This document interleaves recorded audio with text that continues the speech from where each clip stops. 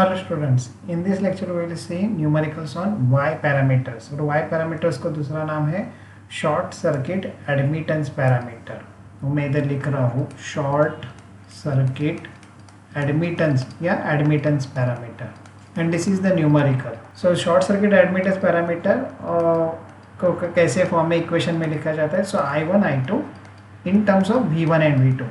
Z parameters में क्या होता है, V1 V2 लेफ्ट में आता है और I1 I2 राइट में आता है। सो इधर आ जाएगा Y11, Y12, Y21 and Y22। सो ये दो इक्वेशंस है for Y parameters. So Y parameters का जब भी न्यूमेरिकल देता है so it is better to assume nodal voltage. So nodal analysis prefer किया जाता है। जैसे कि हम लोगों ने वो नोट में देखा था कि Z पैरामीटर्स अगर फाइंड आउट करने के यू प्रीफर KVL और Y पैरामीटर्स अगर फाइंड आउट करने के हैं so you prefer KCL। KCL is based on nodal analysis. So nodal analysis के लिए अपने को नोड अज्यूम करना पड़ता है। So don't assume I1 I2 I3, just you increase one node. So इधर वोल्टेज V1 है between this two point, there is a resistance, so this can't be voltage at this point can't be V1। Similarly V2 इधर है, इधर resistance है, सो इधर voltage V2 नहीं रहेगा। So here will assume the voltage as V3। So इसमें strategy कैसे बनाया जाता है। सो पहले हम लोग V3 को लिखेंगे as a function of V1 and V2।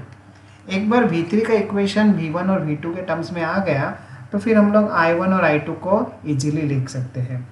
So Y parameters का जब भी न्यूमेरिकल आता है ध्यान में रखिए पहले अपने को V3 को एलिमिनेट करने का है। सो V3 को कैसे एलिमिनेट करते हैं। सो मैंने बोला कि आपको नोडल एनालिसिस पे सॉल्व करने का है। So will apply KCL eight node 3 और KCL एट नोड 3 जब भी करने का है तो आपको I1 I2 मत ये अज्यूम कीजिए। KCL तो हमेशा नेक्स्ट लाइन में हमेशा लिखता हूँ summation of outgoing current is equal to summation of incoming current. So मैं इधर KCL अप्लाई कर रहा हूँ। सो मैं अज्यूम कर रहा हूँ कि all the three currents are outgoing. मेरा एम है कि खाली V3 V1 की और V2 के टर्म्स में मिल जाए। For that purpose don't get confuse because of this I1 and I2। So इधर लेफ्ट वाला करंट हो जाएगा outgoing current V3 minus V1 by 1। Current is nothing but voltage difference by resistance. Downward current होगा V3 minus 0, ये ground है, ये negative मतलब ये ग्राउंड है। सो V3 माइनस 0 डिवाइड बाई 2 और राइटवर्ड करंट होगा V3 माइनस V2 बाय 3। सो आप देखिए ये इक्वेशन में किधर भी मैंने I1 I2 नहीं लिया है, खाली V1 V2 V3 इसके ही टर्म्स लिए हैं। सो इसका LCM कितना हो गया, LCM हो जाता है अपना 6। So I will multiply by this. So 6V3 minus 6V1 plus इधर हो जाएगा 3V3 और इधर हो जाएगा 2V3 minus 2V2 is equal to 0। तो ये हो जाएगा 11V3 is equal to 6 times V1 plus 2 times V2। अपना एम क्या है पहले। सो V3 को आपको एलिमिनेट करने का है। Eliminate means what, it should be in terms of V1 and V2। सो ये V3 का अपने को इक्वेशन मिल गया। जैसे कि Z पैरामीटर जब भी फाइंड आउट करते थे तो पहले हम लोग I3 का इक्वेशन बनाते थे। सो जब भी Y पैरामीटर फाइंड आउट कर रहे हैं तो आप पहले V3 का इक्वेशन बना दीजिए। सो ये हो गया मेरा इक्वेशन नंबर 1। अभी आपको क्या चाहिए। So now I will concentrate on this I1। So I1 किधर स्टार्ट हो रहा है, इधर स्टार्ट हो रहा है ये नोड पे V1 के इधर, और ख़त्म किधर हो रहा है ये V3 के इधर। सो इतना ही पार्ट खाली सर्किट में ले लीजिए और I1 को लिख दीजिए। सो I1 कैसे हो जाएगा, I1 starts at V1 ends at V3, that's it, and the resistance in this path is 1 ओम। सो 1 इधर डिनोमिनेटर में आ गया। अभी Y पैरामीटर के इक्वेशन के लिए आपको क्या चाहिए, I1 in terms of V1 and V2। V1 तो है बट V3 को क्या करेंगे, सो V3 को सब्स्टिट्यूट कर देंगे। So I1 is equal to V1 minus V3 है, सो ये ब्रैकेट में चला जाएगा 6/11 V1 प्लस 2/11 V2। सो ये हो जाएगा 1 माइनस 6/11, सो ये हो जाएगा 5/11 V1। ये हम लोग इजीली सॉल्व कर सकते हैं और ये इसके ऊपर ये माइनस आ जाएगा। सो ये this will become minus 2/11 V2।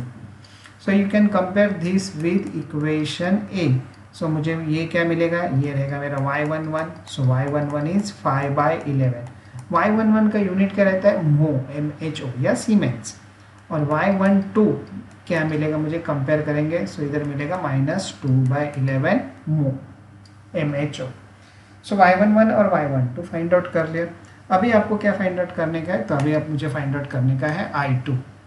So I2 किधर जा रहा है, अभी इन्होंने दिखा है पोर्ट 2 में जा रहा है। सो I2 का इक्वेशन आपको लिखने का है। So I2 starts at V2। Okay, इसके लिए डायरेक्शन देख लेने का उन्होंने जो दिया है वो V2, हमेशा I2 is moving inside this port. So V2 minus V3 by 3। So अभी V3 एलिमिनेट करने का है, क्योंकि अपने को इक्वेशन बी में देखिए क्या है, I2 V1 V2। सो V2 तो आ गया, V3 एलिमिनेट करो, तो ये इक्वेशन 1 आपको यूज करने का है। So I2 is equal to V2 by 3 minus V3 by 3, तो ये हो जाएगा 1 by 3, 6 by 11 V1 plus 2 by 11 V2। So like terms आपको कंबाइन करने के हैं। So I2 is equal to, ये हो जाएगा आपका पहले कितना आ जाएगा, V1 के लिए माइनस 2 बाई 11 हो जाएगा, माइनस 2 बाई 11 V1, क्योंकि ये 3 2 सा हो जाएगा, और इधर टर्म रहेगा आपका V2 बाई 3, ये प्लस माइनस इजीली सॉल्व, आराम से सॉल्व कीजिए, तो ये हो जाएगा आपका 2 बाई 33 V2, करेक्ट। अभी ये दो टर्म्स आपको कंबाइन करने के हैं। So I2 is equal to minus 2 by 11 V1, और इधर LCM हो जाएगा आपका 33, सो 11, और इधर आपका हो जाएगा ये, सो 9 बाई 33, 9 बाई 33 मतलब फिर से आपको मिल जाएगा 3 बाई 11 V2।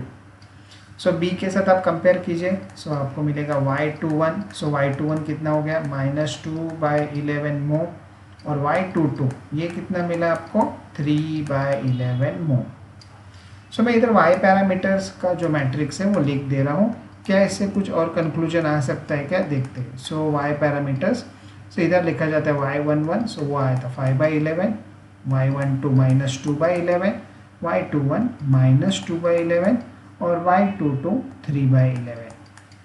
सो अगर आप ये Y पैरामीटर्स अगर फिर से देखते हैं बराबर से, सो ये Y12 और Y21 सेम है, जबकि Y12 और Y21 सेम रहता है, that means network is reciprocal. जैसे कि Z पैरामीटर में रहता है Z12 और Z21 सेम, तो नेटवर्क रेसिप्रोकल क्या है। प्रॉब्लम तो अपना इधर खत्म हो गया था। Just one more inference I have taken from these Y parameters, that if Y12 is equal to Y21 the network is said to be reciprocal. चलो और एक न्यूमेरिकल देखते हैं इसके ऊपर का। सो ये है second numerical, find Y parameters for the network show. अभी इसमें कितने मेशेस है, 3, बट अपने को मेशेस के साथ कुछ काम नहीं है, अपने का काम होता है आपको Y पैरामीटर्स फाइंड आउट करने का ना। तो Y पैरामीटर्स के लिए एक वो नोट में लिख के दिया गया था, लेक्चर आप 108 लेक्चर में 108 देखते तो उसमें दिखा है Y पैरामीटर के लिए अपने को KCL अप्लाई करने का, and KCL is based on nodal analysis. So nodal analysis से आप नोड फाइंड आउट कीजिए। सो इधर तक तो नोड V1 है, ये नोड V1 है, इधर 1 ओम है, सो ये V1 नहीं रहेगा, इधर V2 है, बट इधर कोई भी रेजिस्टेंस नहीं है, तो ये भी इधर का वोल्टेज रहेगा आपका V2। सो इधर आप V3 अज्यूम कर सकते हैं। Okay, so V1 V2 V3, don't go for I1 I2 and I3 same, जबकि Z पैरामीटर्स में हम लोग इधर I3 अज्यूम करते थे, नहीं इधर हम लोग V3 अज्यूम करेंगे। और पहला एम, जैसे कि लास्ट प्रॉब्लम में हम लोग ने किया था कि पहले you formulate V3 in terms of V1 and V2, तो मैं इधर मैं KCL अप्लाई करने के लिए देखूंगा। सो KCL एट नोड 3, अपना स्टेप्स अपने को मालूम है कि कैसे करने का है। पहले आप V3 फाइंड आउट कीजिए as a function of V1 and V2। Okay, एक बार V3 का इक्वेशन आ गया, फिर आप I1 और I2 का इक्वेशन लिख दीजिए और उसमें से V3 को एलिमिनेट कर दीजिए, तो अपने को Y पैरामीटर्स मिल जाएंगे। सो हम KCL eight node 3, so for that purpose I will assume all the currents as outgoing, though I1 is incoming, but for simplicity I will assume all the currents as outgoing। so ये leftward current में रहेगा। अच्छा, KCL के बाद क्या लिखा जाता है, तो summation of outgoing current is equal to summation of incoming current.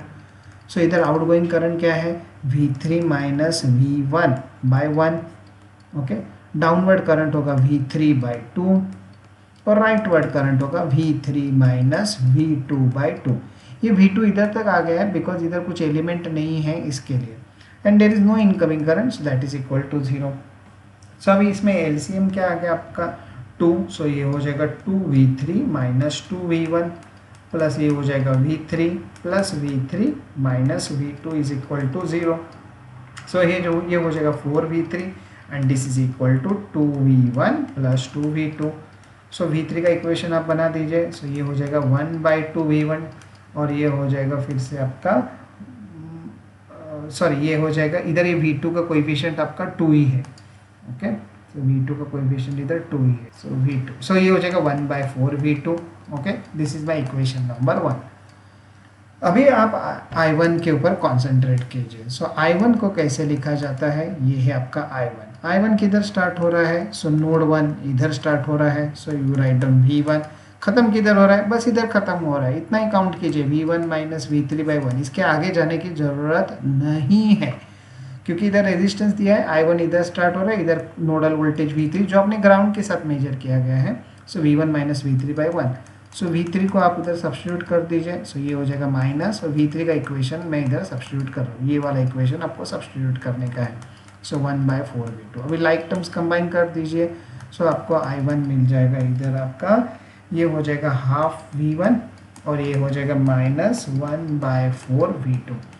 So compare कीजिए y पैरामीटर्स के इक्वेशन के साथ। y पैरामीटर्स के इक्वेशन क्या रहते हैं, सो I1 I2 in terms of V1 and V2 होते हैं और उसके कोएफिशिएंट्स रहते हैं y11, y12, y21 और y22।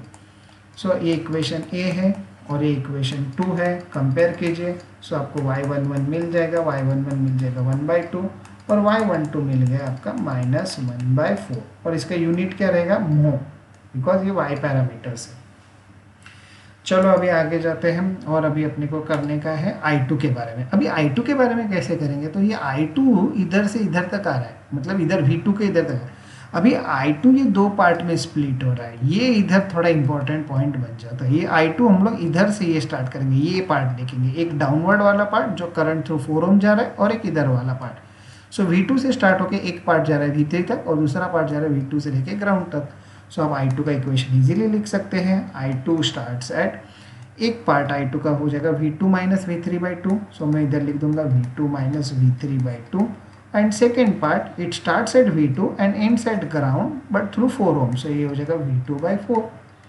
ओके, लास्ट वाले प्रॉब्लम में ऐसा नहीं था। V2 वो I2 जो है वो कोई रेजिस्टेंस में से फ्लो हो रहा था, ये हम लोग देख सकते हैं। ये इधर V2 था, इधर V3 था और 3 ओम में से ये फ्लो हो रहा था। इधर ऐसा नहीं है, I2 इधर तक आ रहा है and then it is getting splitted into 2 part.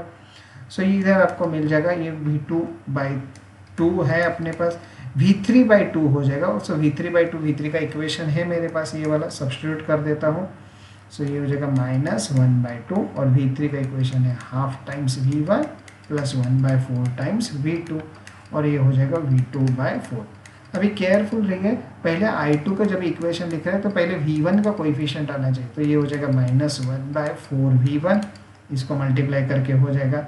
और अभी V2 में क्या क्या साथ है कोएफिशिएंट में, सो इधर से आ जाएगा आपका हाफ, इधर से आ जाएगा आपका माइनस 1/8 और लास्ट वाले टर्म से आ जाएगा आपका 1/4। बी केयरफुल, इधर एक V2 का टर्म है, इधर एक V2 का टर्म है और इधर एक V2 का टर्म है।